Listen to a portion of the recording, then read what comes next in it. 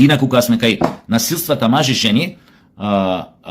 излезе еден фасцинантен податок од Шведска. Уапсени се преку 200 девојчиња малолетни кои што вршеле екзекуции во име на разни мафијашки, тоест ќе ги наречам криминални групи, затоа што зборот мафија е поврзана со нешто сосема друго, за некои банди, и тоа е фасцинантно. Бандите од разни доселеници, мигранти регрутирале малолетни девојчиња да извршуваат екзекуции, затоа што шведскиот закон е помалку ригиден доколку убиство изврши нели малолетна особа. Имаше Орбан, имаше за ова едно интересно обраќање баш за овој случај, кој што многу зборува каде и на каде оди оваа цивилизација, на каде оди оваа Европа денешна и каква иднина можеме да очекуваме ако ова се случи во една Шведска, ако ова некој дозволил или направил околности, услови, амбиент за ваква работа да се случи во една Шведска, можете да замислите што ќе се случи у некои други помали држави кои што нели како нашата, кај што можноста за една таква работа реално е многу поголема. Фала Богу што се нема случајно, но е реално многу поголема, затоа што едноставно системот е ранлив во повеќе места, имаме повеќе ахилови пети, обвинителствата, судовите имаат довербата што ја имаат, едноставно понекогаш и на самата полиција, тоа сум разговарал и со многу инспектори од разни области, понекогаш на самата полиција и се врзани рацете и нема ништо пострашно од инспектор, без разлика дали е финансиски криминал, дали крвни, дали ова, кој ќе најде докази, кој има докази и кога по некоја чудна логика или по некои чудни патишта не господови, туку оние ѓаволски, оној за кој што собрал докази по некои чудни патишта ќе биде ослободен или ќе нема да добие соодветната заслужена казна, ќе добие далеку помал и така натаму. Сум разговарал и со такви инспектори, ова не е политикански обоен муавет и нема ништо пострашно за еден таков инспектор кој ќе му се случи една таква работа и за неговата екипа нормално што работеле на случајот. Така што Европа, оние најмирни што беа држави во Европа, најнапредни, најкротки, почнаа да плаќаат цената на она што пред декада и повеќе го започна како процес тогашната германска канцеларка Ангела Меркел. Цената е сега многу висока, нема каде назад, тие ќе си ја платат. Тука им тежат и многу други работи на врат, особено војната во Украина, од каде што не смеат да излезат, они сакаат, ама не смеат да излезат, затоа што излегувањето од таа војна за нив ќе значи еден комплетен дебакл, без разлика што овој Трамп ги притиска, но знаат дека не смеат да излезат, а знаеки дека они не сакаат да излезат, напротив се повеќе се подготвуваат за некој Армагедон, не знам, припремаат болници, преадаптираат разни болници, ги спремаат за некои ненормални околности, а тие се околности веројатно на војна, не знам, делат брошури за што да се прави при нуклеарен напад, како да се заштити, мислам такви глупости, издвојуваат енормни пари за оружје и така натаму и така натаму. Случајот со Шведска со индоктринираните девојчиња, сега тоа ќе го спомнам, не знам колку јадам говна, не икам веќе да сум многу долг овие обраќања, но ете прилика, можност, индоктринацијата нивна во убици може да се поврзи со она што се случи, ако не го искоментира воопшто во Америка, кој еден активист конзервативен, многу познат, овој Кирк, како се викаше, Чарли Кирк, беше застрелан со само еден истрел во вратот за време на негово обраќање на еден кампус тамо на универзитет во Јута, државата. Од она што го гледав до сега, прво излезе дека првичните информации за овој убиецов, атентаторов негов, беше дека не бил многу политикал. Не бил многу политикал. Бил добар студент, ама после напуштил студии, па се запишал на некој као, појма немам, тоа факултет за применети занаети електричар, појма немам како иде тоа кај нив. И не бил многу политикал. А пазете, 22 години. Ама после станал политикал. И као јадел гомна, му сметал нешто овој ставовите на овој Кирк, му сметале многу нешто така. Па е тури го спомнал тоа на ручек, овој многу ми смета, доаѓа у Јута, знаете ова. Млад, 22 години. Го гледаш по кровот како трча, како скока од тамо повеќе од 3 метри беше висина, како се пречека на нозе. После додуше малце криви на една снимка, не знам од кога е снимката, дали пред или после, веројатно после. Со која брзина трчаше по кровот, со која брзина се сибна по кровот, со цела опрема што имаше и пушката, и како се дочека на нозе, и како го изведе нападот, еден единствен истрел, директно во врат од некој си скоро 200 метри, 200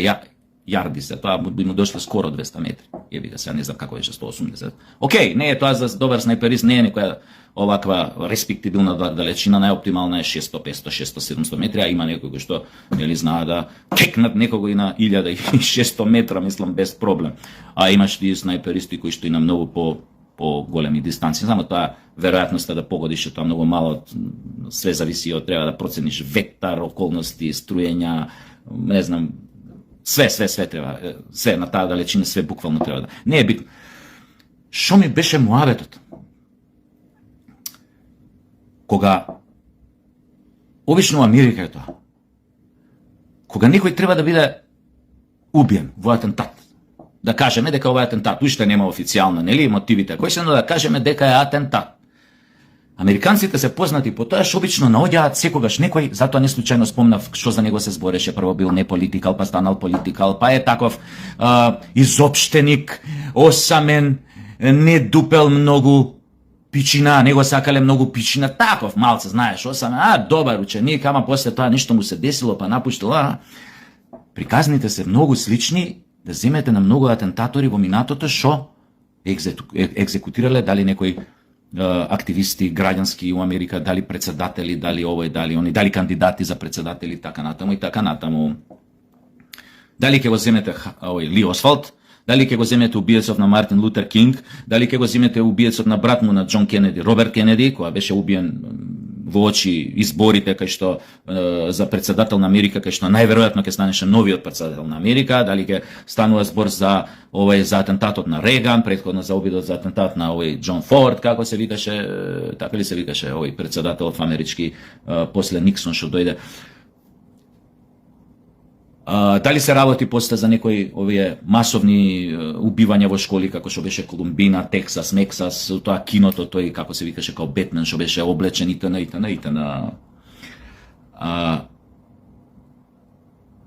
Како што беше приказната и за мафијашот кој што го утепа Ли Освалд, кога го вадеа од убиецот на атентаторот на Џон Кенеди, кога го вадеа од полицијска станица, па тој после нели до крај на животот умре од рак у затвор, до крај на животот тврдеше дека нема врска, дека он само неговите политички ставови на Џон Кенеди толку го изнервирале што решил да го исчисти, да го убие. Мислам, како да ви кажам, газда на стриптиз клуб поврзан со Сем Џанкана, еден од најголемите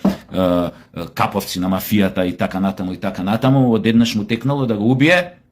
од политички, од патриотизам да губи оној кој што губи неговиот председател Џон Кенеди. Веза нема со животот. Значи, како да ви кажам, што значи кога длабоката држава, кога државата решава да затаи, да се зацкрие себе зад кулиси, кога се работи кога сака некого да тргне физички, неговото присуство обично наоѓа еден тип, еден, што го знаеме, или петци, што викаат петци, жртвено јагне, и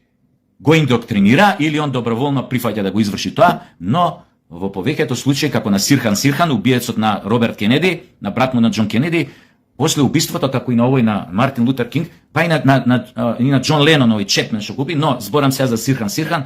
и за убиецот на Ли Освалд, кој го уби Џон Кенеди, овој мафијашот што беше, како се викаше,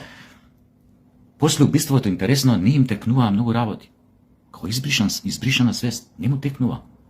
Со месеци. На Сирхан до ден денес тврди дека он не пукал, он не памти дека имал пушка у ракот, не памти дека бил тамо на настанот. До ден денеска у затвор, доживотно осуден, не знам на колку роби. Сите завораваме на тие проекти што ги правеше ЦИА за контрола на умот, кај што фактички преку тие проекти врбуваше и индоктринираше и убици. Манџурискиот кандидат сте го гледале, самиот манџуриски кандидат, насловот е по проект на ЦИА за контрола на умот, кај што се создаваат убици без тие да бидат свесни, као хипнотизирани дека под одреден тригер, дали тоа ќе биде некој такт од одредена музика или ќе биде, што знам, пук од вака на прсти, значи у моментот се активира хипнозата, он прави тоа што го прави додека не биде исклучен. Не случајно го спомнав ова последново, ќе видите сега тоа ќе излезе пак, изопштеник, никој не го сака, депресивен, луд, покажува знаци на психоза, ќе го осудат на смрт или на доживотна робија, ја мислам на доживотна ќе го осудат, дека нема да го осудат на смрт, иако и јутра има смртна казна, и се ќе се сведе на тоа, кој, зашто, како, зашто баш сега, а не после, ќе се утврди тоа, тоест нема никогаш да се утврди, слично како што веројатно имало тука нешто и со девојчињава у Шведска, што значи многу сум дугачок, што значи дека светов оди по една линија која што на никој од нас не му се допаѓа, од буквално оди по работ што го дели од бездната. Причините вие ги сите има убави зборови за овој Кирк што беше убиен во овој активистов, за неговите ставови традиционални, конзервативни итн. Само ќе кажам, но он, значи, не ќам ништо да преюдицирам, но он имаше и малце чудни ставови за некои одредени прашања, што никој не ги спомнува, гледам у нашата јавност по Фейсбук. Ова, например, имаше еден став многу отворен, затоа многу му префрлаа, веројатно имаше и непријатели, многу отворен став за Палестина, дека е тоа non-existing place, непостоечко место. Тоа било Самарија, Јудеја, не постоеле палестинци, не постоеле, значи, како да ви кажам, не е дека типот беше безазлен и наивен и толку вака, да кажам, милосрден, фин, значи човек кој што после извади некои други работи, дека фактички е лобиран од некои ционистички организации, значи тоа никој не го спомнува, од тука и таков апологетски однос кон она што се случува геноцидот во Палестина, но небитно како човек нормално можеш да го жалиш, остал така деца, жена и така натаму, но дека беше човекот баш со своите ставови светец, баш и не беше. Оти кога го слушаш него како му се обраќа на еден палестинец со овие зборови, у еден таков кампус, на друго место, друго време, у тој негов став нема ништо поразлично од она што бугарските фашисти и шовинисти, инструирани, индоктринирани од владата, од бугарските власти, го коментираат за македонците, за Македонија и за нив Македонија едно непостоечко место, или ќе кажам географско место, у кој што живеат бугари, а не македонци. Па сега вие видите тие ставови на овој Кирк, преведете си ги за ваша лична употреба, за наша домашна употреба, ќе видите колку е тоа баш светачки од негова страна и колку е безазлено и колку е нели добро чудно на македонски кажано. Ај го, иступев многу, не знам кој свати.